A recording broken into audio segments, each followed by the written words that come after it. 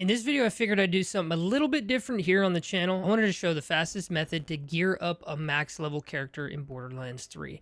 Now, this will be either a character you have recently run through the story with and gotten a max level, or a fresh new character save. Borderlands added a feature quite some time ago where you can start a brand new character at level 72. So what you're going to want to do is go to play, you're going to want to go to new game, and as you can see, if you have the DLCs, you're going to be able to start at level 13. But if you've beaten the game already, you can already do a max level character all the way to level 72. Now, depending on what Vault Hunter you use, it doesn't really matter, but I'm going to be honest with you. Amara as well as Moze are the easiest ones to gear up. The reason being is they basically have their action skill can dominate endgame Mayhem at level 11 no matter what, 100% of the time. Now, Zane as well as Flak, they're going to have a little bit of a difficulty with this. We're going to do Flak just because he's my favorite character. Something you want to keep in mind is be sure to set your new save to cooperation. This is going to allow us to gather some loot from the lost loot machine from other characters, as well as use the mail from other characters. We're going to go over this bit in a little bit. We're going to click that and we're going to load right in. After Marcus does his whole, yes, we want to skip story. Okay. Now, as you guys can see, with this character, you're going to automatically spawn in with some gear. We're going to go to our gear right here. You're going to spawn in with some super low level gear. It's going to be super basic here. What you're going to want to do instantly straight away is you're going to want to go here and just sell everything that you know you're not going to use. Now, you can use it, but I don't recommend it, as uranium is far more important for anointment rerolls, which later on you're going to want to do with this character. So I recommend you just sell it. You're going to get so much money for it. So I recommend just selling everything you have. I would keep a grenade as well as a shield, just so you have it. So keep those two items and you could sell everything else. From here, we are going to go to Sanctuary. It's crazy starting a new character. I haven't done it in quite some time. So since we did cooperation, it's going to give us the ability to claim the lost loot from our other characters. As you guys can see, we're going to have a ton of loot that's going to drop right here. This is from my other character who I was running Mayhem level 4 on. As you can see, this is going to be a ton of weapons right here, as well as money overall. So what you could do is you could take a look here and you could replace some of your things if you want. Oh my gosh, you got a backhand. Let's do it. Let's do it. We're just going to equip that. If you do find something better than what you already have, I highly recommend you equipping it. And then when it comes to weapons, honestly, you can just choose whatever you want. We're really not going to do, we're not going to do much. So 6,000. So we're going to keep the 6,000. We're going to replace it. We're going to trash the rest of these items. So if you want to, you can use the golden chest here, but I honestly wouldn't recommend it. As you can see, I only have one golden key, so it's not that big of a deal. I honestly wouldn't really recommend you doing that. What you're going to want to do is, again, we're going to sell. We did get a fastball, which is great, but we do not want to buy anything quite yet. I almost sold way too much stuff. So now, as you can see, we're already sitting at 4 million. We're already sitting at 4 million. So what you should do at this point is go to Mayhem mode. You're going to turn this on and you're going to go to 11. Now, as you guys know, Mayhem level 10 and 11 are completely bugged. They've always been bugged. As you can see right here, the pluses to XP, uranium, and drop chance is less than what Mayhem 10 is. But in actuality, Mayhem 10 and 11 are the same. The reason why you want to do Mayhem 11 is you're going to remove all these modifiers. So you're not going to have any at all. So we're going to apply that. This is so we can get level 11 gear. So now we are on Mayhem level 11, easy peasy. And we're going to want to reload the save. So what we're going to do is we're going to go to save, quit to main menu, ba-boom. So you're going to quit and we're going to load back in. So everything's going to be Mayhem level 11. So we're going to go to continue. We're going to load back in, easy peasy. Now the reason we did Mayhem level 11 again is for the modifiers, because no one likes modifiers unless it is Loot Explosion or Speed Demon. So now you guys are going to see that the vending machine is going to be able to give us Mayhem level 11 gear, which is great. Mayhem level 10, and they have anointments on them. It's fantastic. I highly recommend you buying one of these. If you got a legendary, that would be fantastic. That would be great. You can also go to here and check some loot. The idea of this is we're going to basically be farming vending machines, but we're not only going to be farming vending machines, there's also another thing we are going to be farming. So what we can do now at this point is if we go into our social tab over here, and then we go over to our mail, you're going to see that there is a ton of things that we can grab. Don't worry about these booster packs. Every new character gets them. There's a ton of stuff we can grab from our other characters. So what you're going to do is you're going to hit select and you're going to accept all of these items. our inventory is full. What we can do is if you go over to the Echo Cast and you sit here and then you go back to mail, you're going to notice that all these items are going to respawn. So the beautiful thing about this is you can sit here and basically farm all of these items indefinitely. And the idea is we're going to basically save up. We're going to go to sell again. And you're going to sell all these items.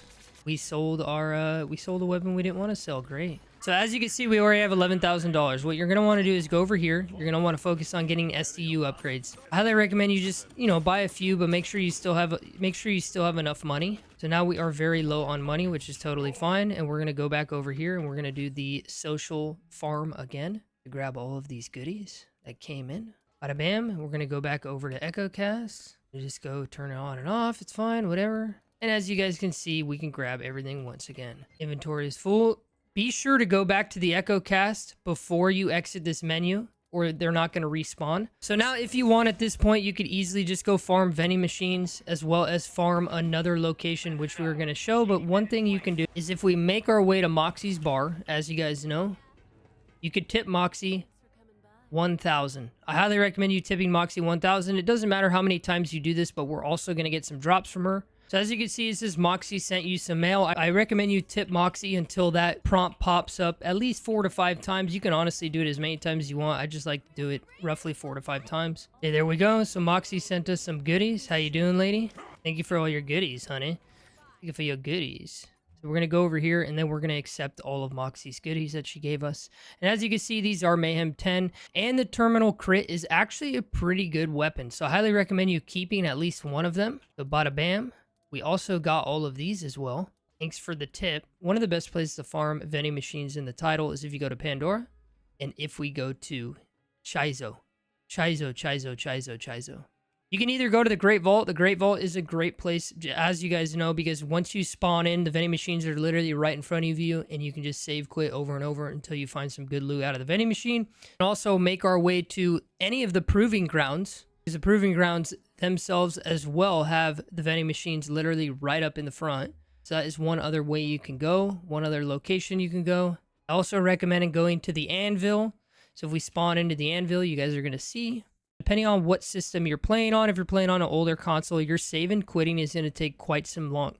Your saving and quitting is going to take a lot longer if you're using a solid state drive as well as your main drive on your PC or whatever it may be, where your game is downloaded to. That's going to depend on how fast you're going to be able to do the save quit factor.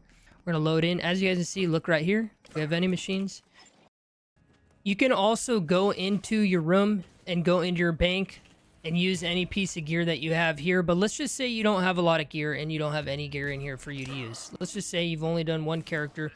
What you want to do is you're going to accept this, the Arms Race introduction, which is right here on the map. It's going to be right over here in Sanctuary.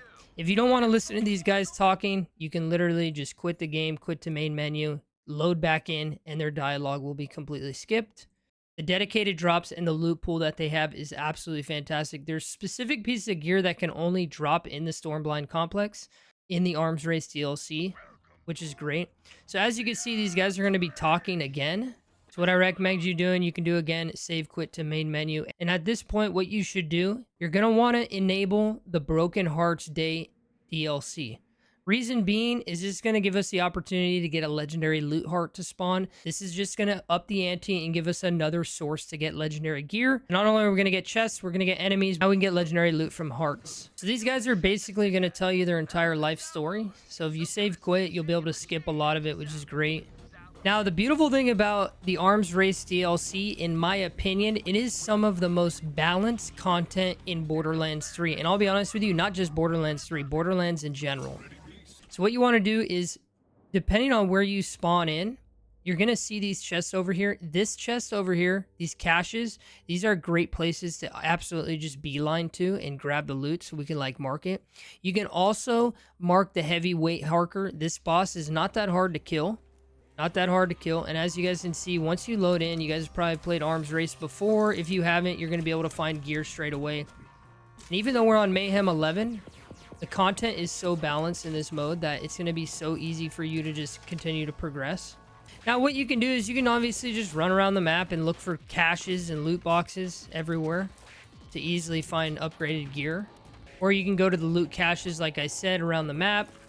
One other thing you could do is you could literally go straight to this guy. If I want to farm gear for any of my characters and I want to do it in arms race, like look around the map. Look at, we got 1 chest, we got 2 chests, we got a badass right here. This guy's going to give us a ton of loot. To refill our health, refill our ammo. And if you want and you feel confident enough, we can just jump down and take this guy on. He's not going to be that difficult to kill. Ooh, look at that. Containment death rattle. That's fantastic. So what you're going to do is you don't need to fight the boss, but it's an easy way to obtain high level loot because, as I said, Arms Race DLC is some of the best scaled content in the game, in my opinion. So then you just go over here and we're going to just extract everything that we want. We're just going to extract that. Might as well. Let's extract this grenade because I think it's great. Extract this. And we'll extract that. Boom. Yes, extract it. Now at this point, you could totally just leave if you want and then go farm vending machines, or you can just continue to walk through the Stormblind complex looking for airdrops. Right here, we have an airdrop here. You can look for caches. You can look for the other boss. There's other bosses around here, mini bosses, any badasses that you find, as well as since the Broken Hearts DLC is activated, you're going to be able to get some legendary hearts as well. And this, in my opinion, is the easiest and fastest way to gear up a brand new character in the game. Now, guys, you can easily just send your character all the loot you want. Totally doable, but for anyone who doesn't have a lot of loot banked up in their bank vault, this is the easiest way, in my opinion, to do it. I hope you guys enjoyed this video. If you did, drop a like on it and subscribe for all things Borderlands content. And as always, guys, stay happy, stay hyped, and have a beautiful day.